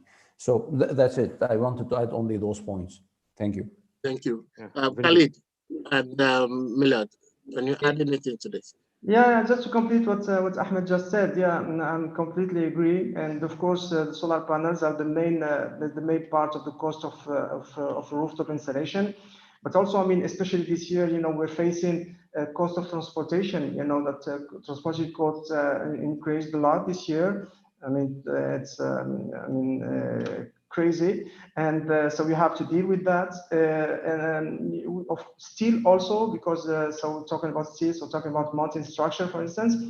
And also you have specific, I believe in every country it's specific. And for Morocco instance, we're facing since the beginning of the year a new regulation on VAT, which made just the prices of solar modules increase. So I mean, our work is this. I mean, to optimize and to look at all those figures to build something attractive to customers. And it's true that that solar panels are key. And what happens with the price of solar panels all the last years, that's what makes today solar. That's what makes solar panels to solar rooftops to be competitive today. Thank you very much. I'm Lord. Yeah, so I would say that there are two things that are specific to solar rooftops. The first thing is that we're talking mainly to private customers. Okay, so we're talking to people, unless you have finance, which is not the case everywhere, mainly in Africa also, and then they are finance that would look at the capex mainly, okay, and not the cost of energy. So that's a challenge here, okay, to make them understand this customer that they should focus on the cost of energy, and that as a consequence, it makes them buy low quality panels, inverters, low quality installation, etc. The second point that makes it specific is that it is distributed. Okay, so everything is not at the same location, which makes the operation and maintenance not easy. Okay, so I think the challenge for that is number one, make our customers understand that cost of energy is what they should look at. And the second thing is to reduce the cost of the operation and maintenance of distributed systems. And for that, I've seen something that has been working quite well in a few school projects here is the use of microinverters, okay, that reduce the number of cleaning cycles through the year. Thank you very much. We've all made significant points, and one thing that I can say is that almost all the countries that we are talking about are signatories to the Paris Agreement, that's the Sustainable Development Goals, and most of them are to ensure that these goals are translated into national policy. And one of the key things that every government is talking about is how to ensure that within its energy transition, they are also able to add the adaptation and mitigation of climate change into all this. To what extent? Because it all boils down to, we're talking about regulation, we're talking about cost of energy, we're talking about private customers, getting them to understand the importance of getting installation by focusing on the price of energy. We're talking about the distribution, where some are having problems from the earlier discussion. We know that in Europe, the feed-in tariffs worked. So individuals putting in any solar installation always make sure they go in for the best so that they'll be able to recoup their money over time.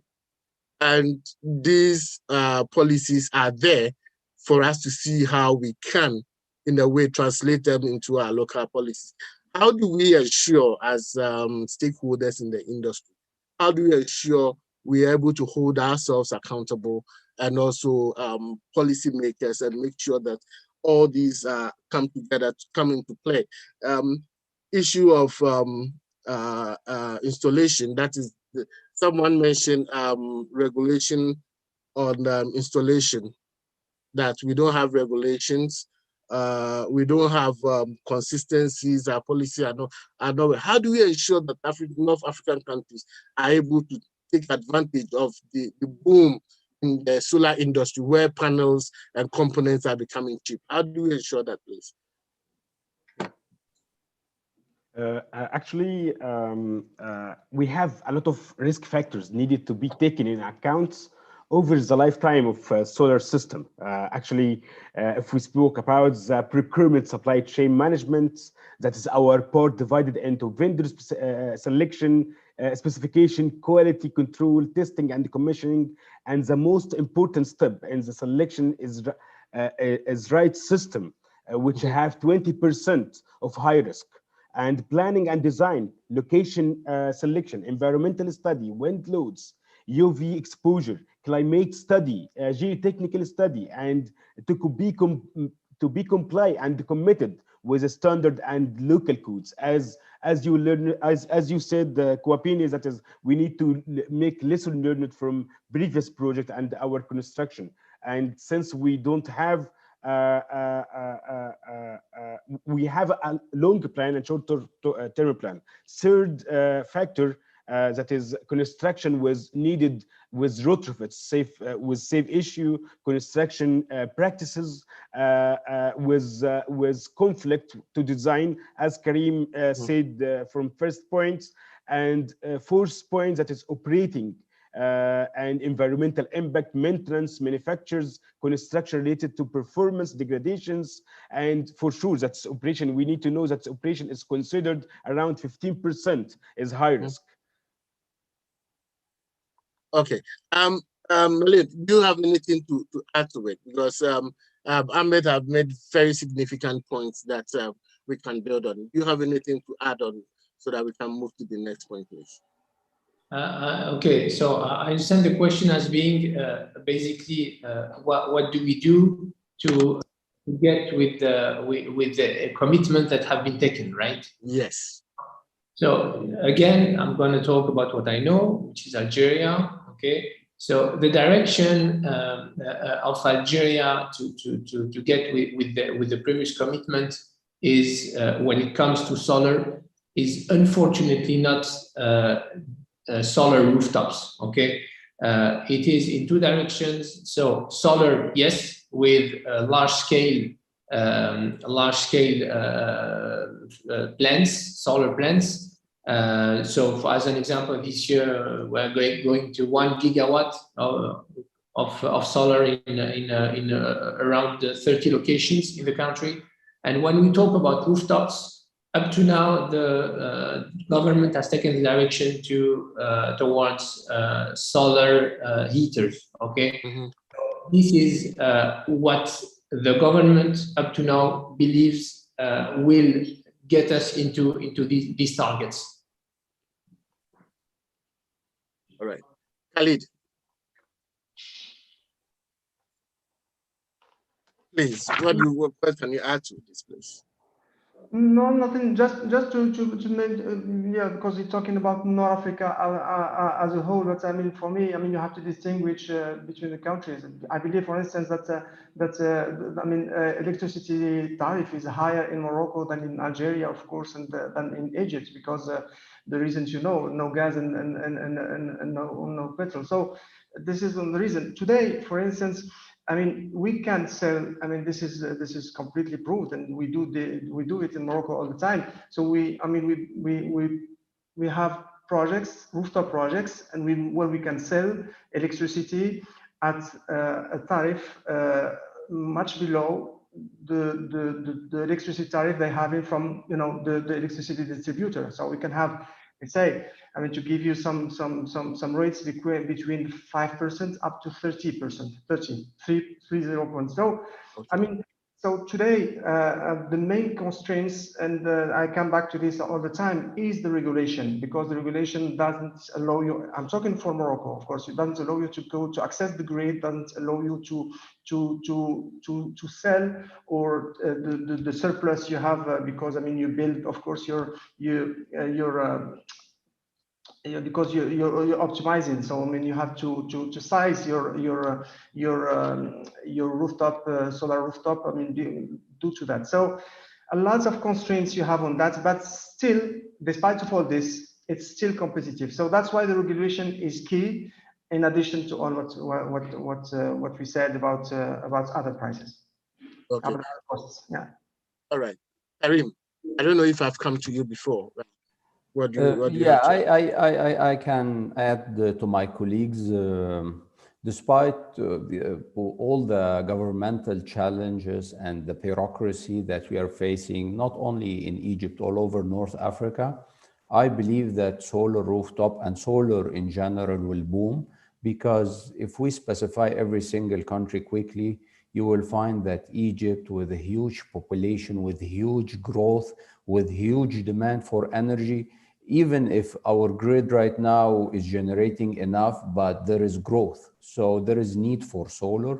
If you looked at Sudan, the sanctions were removed, and Sudan, they have the country is huge geographically, and the grid is not covering many places, so there is huge demand in Sudan. Libya, the war started to finish, and they will do reconstruction, and definitely there will be need for energy in general and solar specifically. Morocco, and I've been to Morocco several times. When you check the south in Marrakesh and Agadir, huge demand for solar and different applications of solar pumping, off-grid application. Algeria, even if they have enough fossil fuel and a lot of petroleum, but they announce about some gigawatt projects. So I believe that all over North Africa and then all over Africa, there is huge potential, huge opportunities. The train has moved. So I believe there is a lot of good future in this region. And that's it. Thank you. Thank you very much. We've made good points, and I'm happy the way the discussions are going. It's all look as if that we are not having the gelling relationship between the government and policymakers and the key players in the industry. That is what is like, that we're not having the correct linkages. We are not leveraging on each other's strength, you know, because you are the key players in the industry.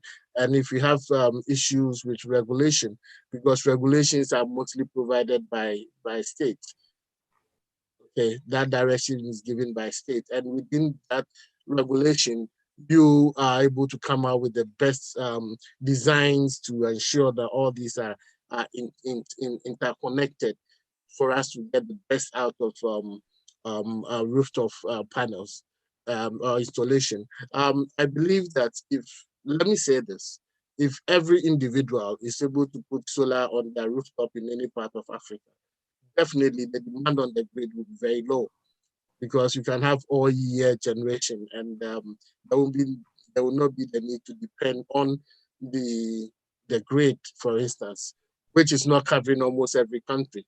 So the question that is posed is that how do we explain the slowdown in the development of residential rooftop? And I think these issues that you have highlighted contribute to the slowdown. So how do we ensure that we are able to address this challenge?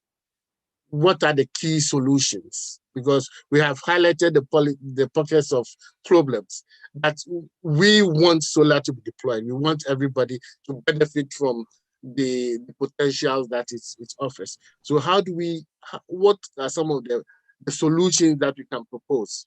If I will start with you, Ahmed, then we go to Milan and go around the same cycle, please. Yeah, okay. Actually, Kwapena, I will take the side for construction, because I'm already construction backgrounds. So yeah. I all the time will speak to how to minimize the risk, to improve overall system quality, technical guides, to try to cover all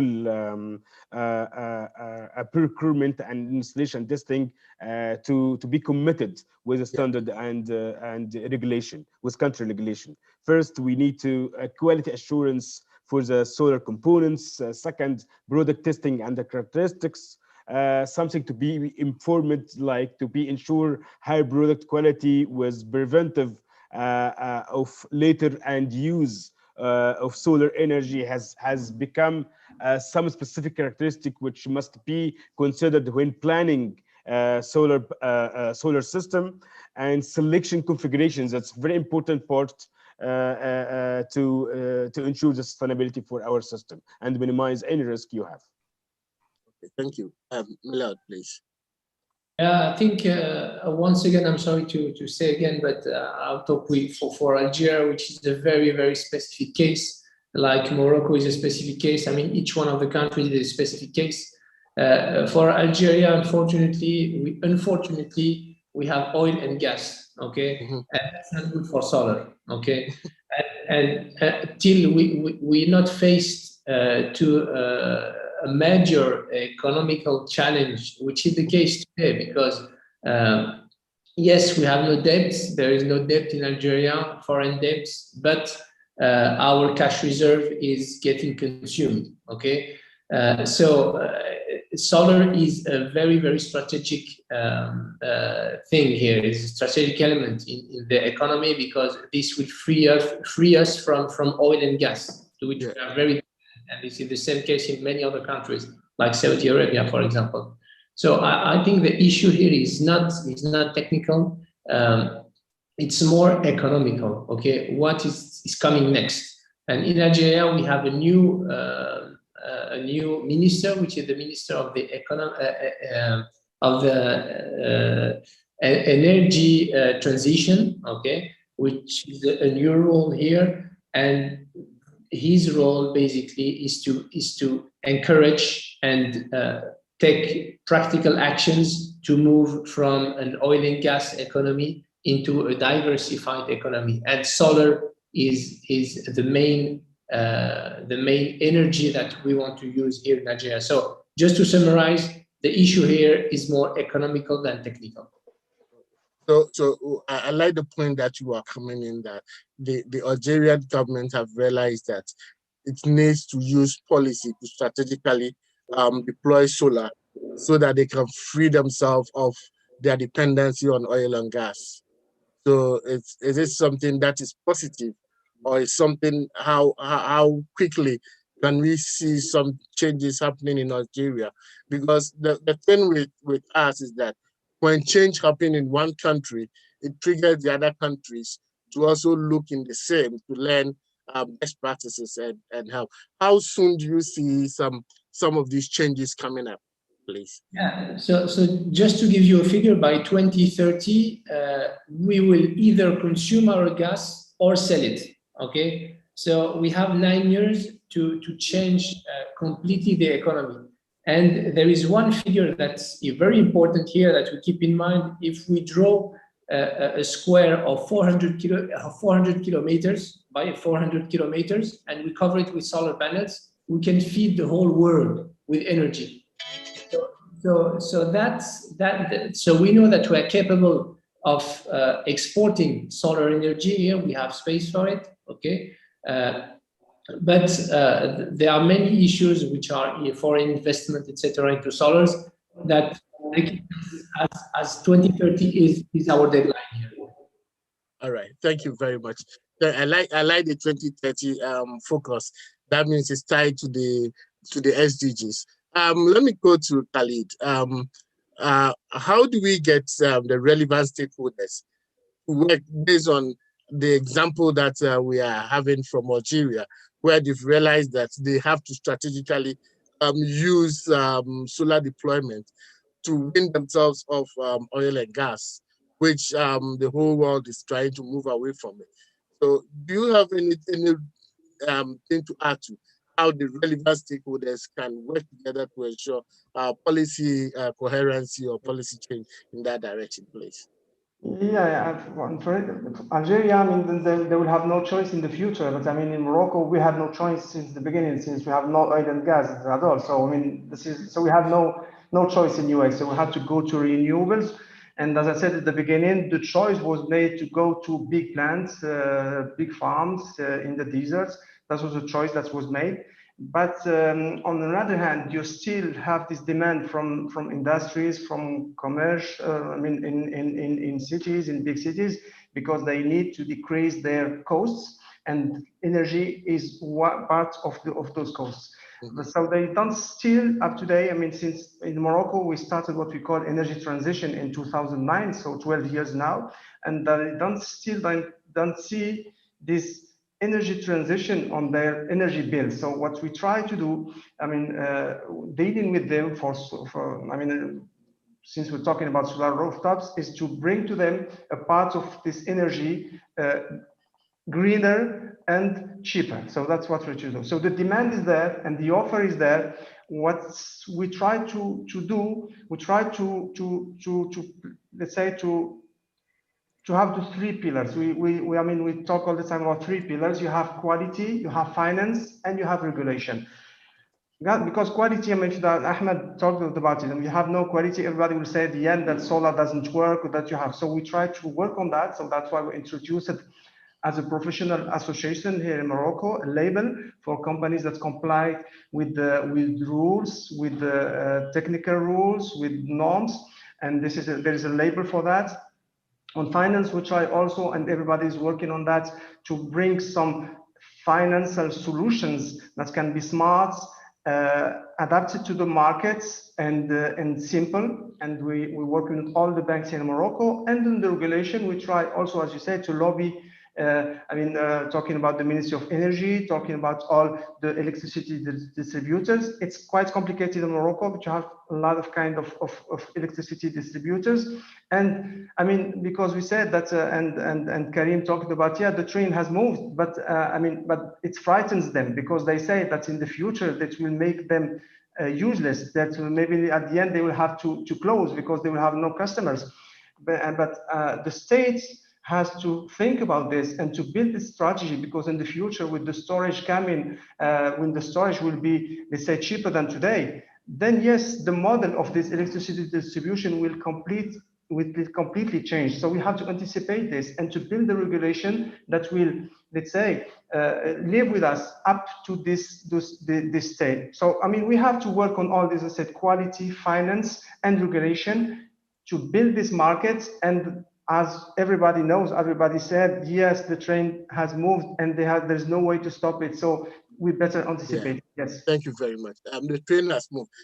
I'll give Karim the last word, then I will bring this session to a close. I know that we've tackled almost every issue that we yet to talk about. So Karim, you have 1 minute, then we'll bring the session to a close. Yeah, in addition to all what my colleagues said, and especially what Khalid just said about the three pillars, and that the demand is there, and the financing and lenders and the banks are there and ready. Maybe some resistance from governments and some bureaucracy. But also, on the other hand, I would like to clarify that in all over North Africa, and especially in Egypt, we have solar unions, we have solar associations, and they are not willing to leave what they already earned from rights and from benefits that they already got. They are fighting to keep it, to retain it, and to gain more. So we have NGOs fighting for this industry and willing to keep what we already achieved. So hopefully we will succeed. And I'm sure that this region is booming in the near future. All right, thank you very much. I'm happy from the discussion. And I believe that we need to raise social capital to ensure that we put pressure on policymakers to ensure that we have policy coherency where all the active players can play their role. And if you're able to do this, then we can say that there wouldn't be any part of Africa where they won't have access to electricity, because solar can step in and provide all the energy that we need to power our homes. Thank you very much. And I'll hand over to Sangeeta if she's there to take it. Thank you for your nice and good contribution. Thank you, everyone. Thank you, gentlemen. For your good moderator. Thank you very much. Thank you. Thank you so much, all the key panelists, for the valuable insights. Yes, I was, listening to the discussions that was happening. Kavina sir, thank you so much for moderating this session. With this positive note, we are going to end the event today and promise you all to come back soon with our next SolarRoof series. Till then, bye from our end. Wishing you all a wonderful weekend ahead. Thank you. Bye-bye. Bye-bye. Thank you, Sanjita. Thank you for good Bye-bye. organization. Thank you very much. Thank you, everybody. Bye. Thank you. Nice to meet you, Khaled, Karim. Bye-bye, Ahmed.